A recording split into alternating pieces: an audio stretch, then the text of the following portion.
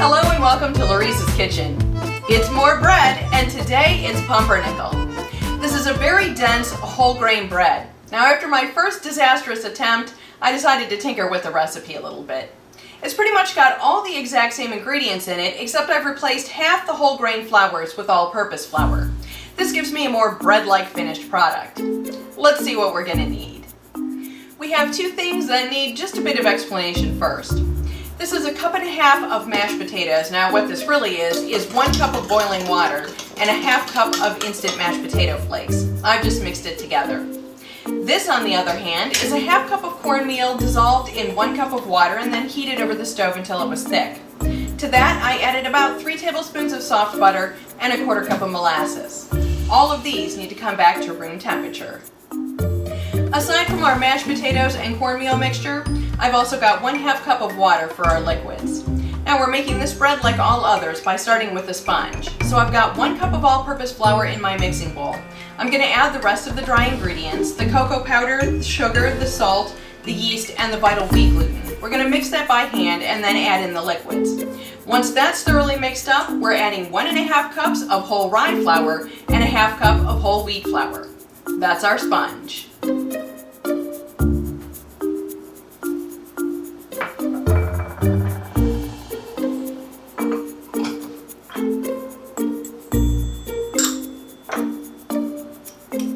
And we start this bread with the paddle, not the dough hook.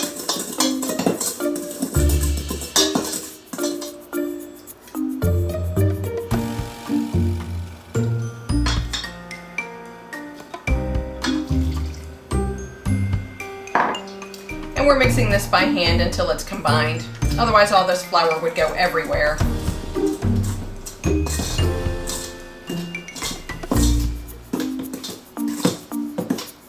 Okay, this is ready to go on the mixer. We're going to run this mixture on probably speed 3 for about 2 or 3 minutes until it's smooth. After that, we're going to slowly add in our whole wheat mixture.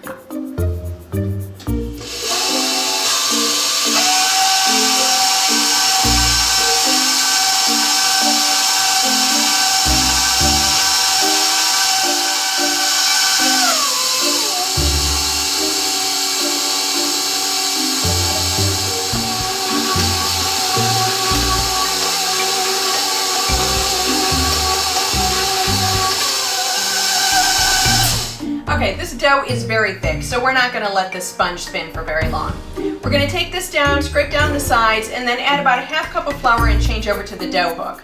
We'll be adding our all-purpose flour in 1/4 cup to 1/2 cup at a time. We want this dough to stay sticky. We don't want it to get too tough.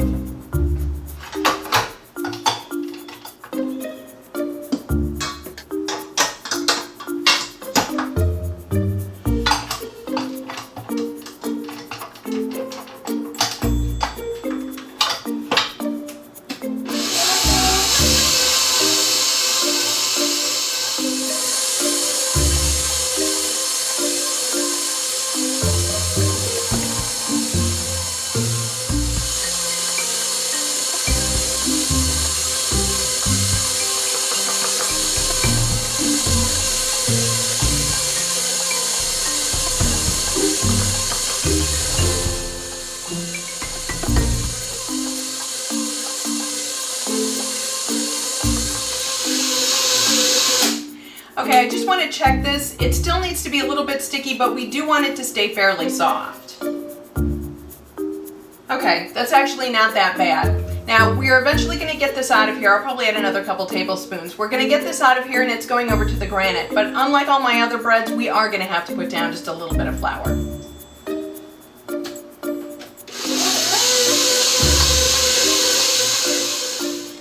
Okay, let's get this out of here.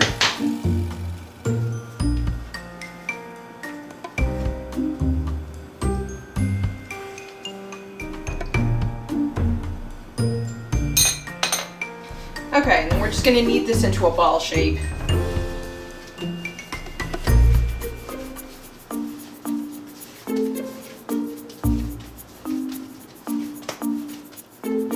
Okay, and then this is going in a greased bowl. We're going to grease one side and then the other. And then this is going in my unheated oven to rise. looks a little dangerous. Maybe it'll stay on my countertop to rise.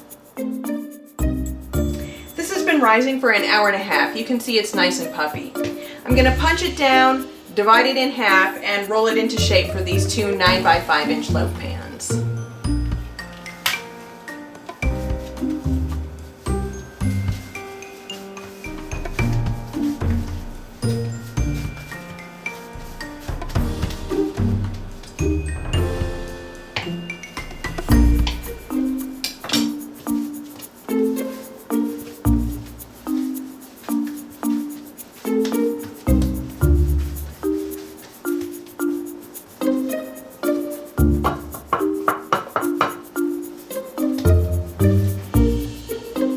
I'm going to let these loaves rise in the pans for between an hour and an hour and a half. I'd like them to be at least a little bit domed above the top.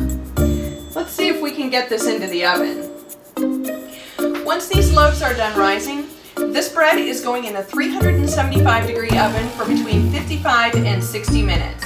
Now bread, unlike cookies, we would rather have a little bit overdone rather than underdone. Perhaps I can get them out of the way.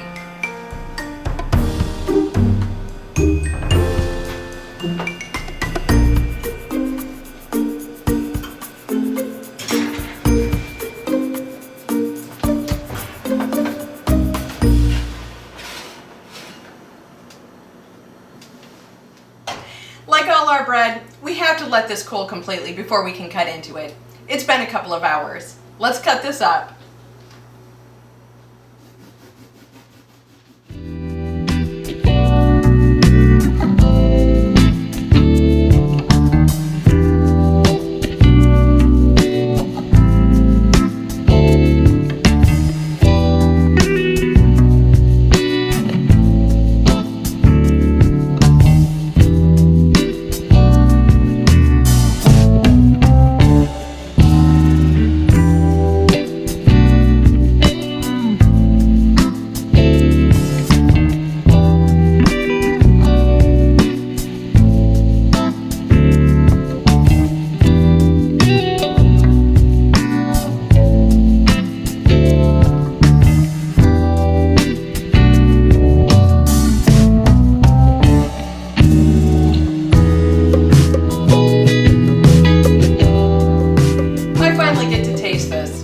I'm having mine with cream cheese because I know it's delicious. It's also excellent with butter and honey and just plain by itself.